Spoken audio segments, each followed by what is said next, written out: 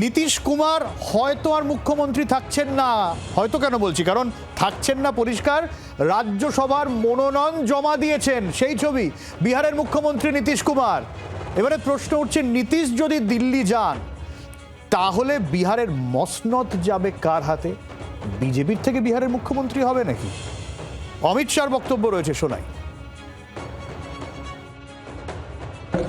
सांसद, मुख्यमंत्री, केंद्रीय मंत्री रहते हुए उनके कुर्ते पर कभी दाग नहीं लगा।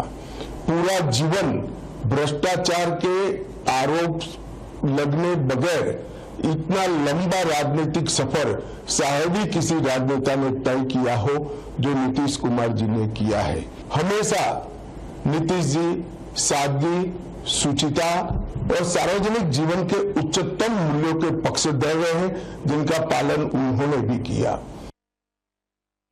তাহলে কি সম্বিত দা অবশেষে বিহারে বিজেপির মুখ্যমন্ত্রী?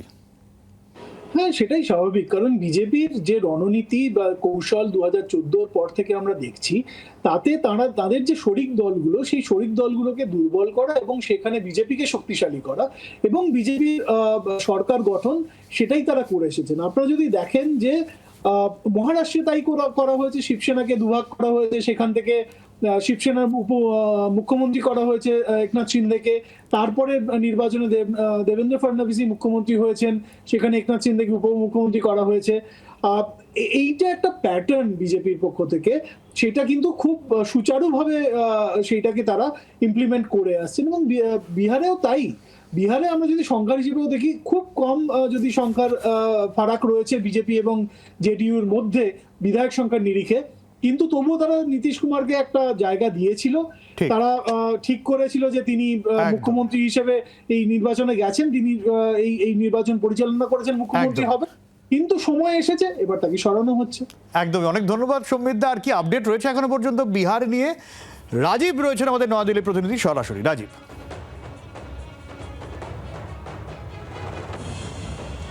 সব্যসাচী, এই মুহূর্তে তোমাকে যেটা জানিয়ে রাখি যে একটি নাম এসে গিয়েছে, যে বিহার নির্বাচনে যে প্রশ্ন দেখা যাচ্ছে যে নীতিশ কুমার তো ছেড়ে দিচ্ছেন মুখ্যমন্ত্রীর পদ, কে আসছে তার জায়গায়?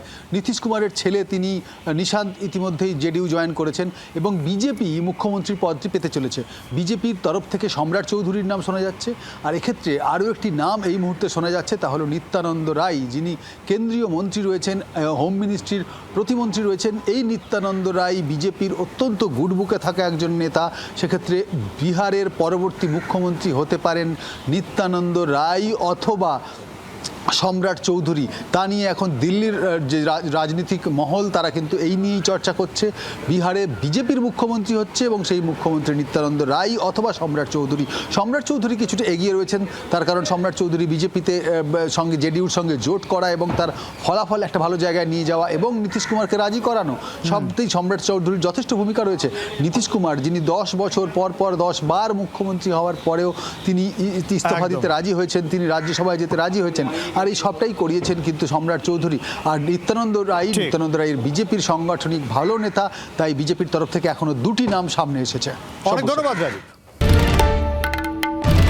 বাংলার আওয়াজ, বাঙালির আবেগ, জি 24 ঘন্টা।